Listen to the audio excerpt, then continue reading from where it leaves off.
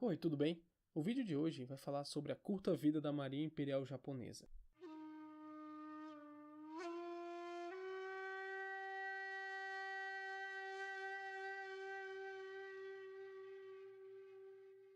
No início da Guerra no Pacífico, em 1941, a Marinha Imperial Japonesa, também referida pela sigla em inglês IJN, ou pelo seu nome japonês Nihon Kaigun, era a terceira mais poderosa do mundo.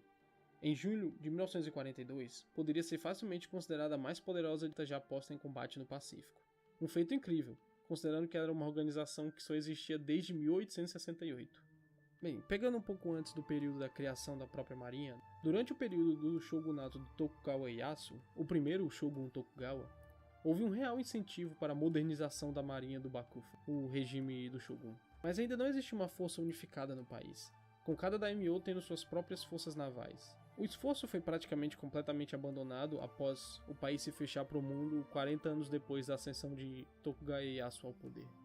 Chegando à própria IJN, a ascensão meteórica da Marinha Imperial Japonesa se deveu a uma combinação de diversos fatores, principalmente o fato da liderança japonesa pós-Bakufu ter colocado como um dos seus principais objetivos a modernização do país em frente a uma visível ameaça estrangeira. Acompanhando isso, veio uma competente gestão de recursos e pessoas, e uma vontade de se adaptar e inovar, primeiramente com o auxílio do Reino Unido e depois com diversas outras nações. A Marinha Imperial Japonesa se modernizou tão rápido que fora capaz de esmagar as armadas chinesas na Primeira Guerra Sino-Japonesa sem praticamente nenhum esforço. E então, para surpresa e temor de alguns impérios coloniais, ela também foi capaz de derrotar a grande potência do concerto europeu na Guerra Russo-Japonesa de 1904 a 1905. Feito nunca alcançado até então, uma potência fora da Europa derrotar uma das principais potências europeias, nesse caso a Rússia, que era de fato uma das 5 grandes potências do Congresso de Viena. A guerra contra a Rússia culminou em uma batalha decisiva em que a frota japonesa, em menor número e com menos recursos, foi capaz de prevalecer através do seu treinamento superior e espírito de luta.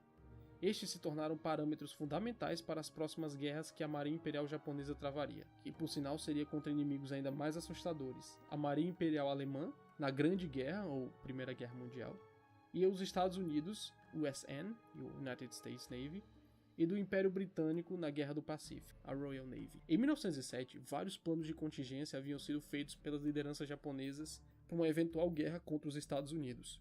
A expansão desse país sobre o Pacífico se via como um adversário direto do Japão em futuras conquistas e até mesmo em questões comerciais. O próprio Estados Unidos havia criado o Plano Laranja, no qual, muito parecido com o que aconteceu na Segunda Guerra, eles iriam, através das Filipinas, cercar o país e simplesmente fazer com que eles passassem de fome até se render. No caso japonês, a ideia era de uma vitória esmagadora sobre o inimigo antes que ele pudesse alocar os seus recursos, à época, praticamente limitados. A Marinha Imperial Japonesa passou todo esse período entre guerras, ou seja, entre a Primeira e Segunda Guerra Mundial, de 1918 a 1939, se preparando para uma batalha final contra os americanos. E em 1941, foi a guerra no auge de seu poder, e até mesmo com vantagem numérica sobre a Marinha dos Estados Unidos no Pacífico, que na época havia focado a maior parte dos seus recursos no Atlântico. Durante a fase inicial da guerra, em dezembro de 1941, a Marinha Imperial Japonesa mostrou ser mais do que páreo para a Marinha Americana e para outras forças aliadas.